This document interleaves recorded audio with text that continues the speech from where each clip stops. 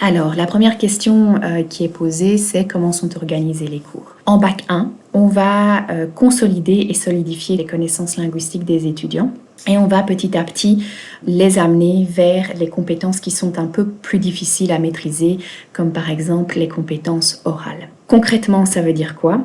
Donc, on a 3 niveaux. Le niveau 1, qui est généralement donné en bac 1, on a le niveau 2 qui est donné en général au bac 2 et on a le niveau 3 qui est donné en bac 3. Ce qu'on fait en général en bac 1 ou au niveau 1, c'est solidifier et consolider les connaissances grammaticales et lexicales. Donc lexical, c'est tout ce qui est relatif au vocabulaire. Donc le niveau 1, c'est vraiment, si vous voulez, une remise à niveau des étudiants.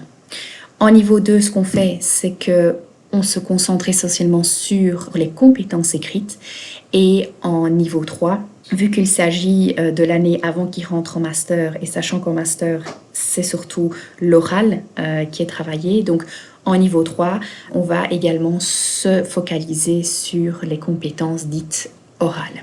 Alors ça, c'est de manière générale. Ce qui est important aussi de savoir, c'est que l'anglais qui est enseigné ici à l'université n'est pas un anglais qu'on dit général. Donc l'anglais général, c'est l'anglais dont on a besoin dans la vie de tous les jours. Si par exemple on va en vacances en Angleterre, ce qu'on cherche vraiment à faire, c'est évidemment à aider l'étudiant à pouvoir s'exprimer de manière scientifique et de manière académique. Donc tout ce qui est par exemple l'apprentissage du vocabulaire, il s'agira d'un vocabulaire qui lui sera nécessaire dans son domaine d'études. Donc ce sera par exemple du vocabulaire en lien avec la chimie, du vocabulaire en lien avec le domaine de la foresterie ou bien tout ce qui est en fait relatif aux sciences. Donc, qu'en est-il si mon enfant ou si l'étudiant ou l'étudiante n'a jamais fait ou très peu d'anglais? Dans ces cas-là, c'est simple. En début d'année, donc au mois de septembre, on organise un test de placement. Ce test va permettre de dire si l'étudiant doit suivre le niveau 1 ou bien s'il doit suivre le niveau 2. Donc le niveau 2, techniquement,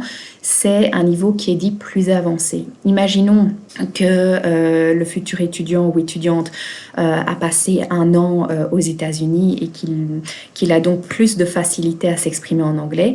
Dans ce cas-là, ce que le test va révéler en début d'année, c'est qu'en effet, l'étudiant a plus de facilité et pourra donc directement suivre le niveau 2. Maintenant, si l'étudiant n'a jamais fait d'anglais ou bien qu'il a eu que 2 heures d'anglais à l'école secondaire, dans ce cas-là, le test va montrer qu'en effet, l'étudiant a fait peut-être moins d'anglais, mais du coup, il va suivre le niveau 1. Et comme je l'ai dit, le niveau 1 va permettre de remettre à niveau et de reconsolider ou consolider toutes les bases grammaticales et lexicales. La dernière question, c'est que sont les cours hybrides?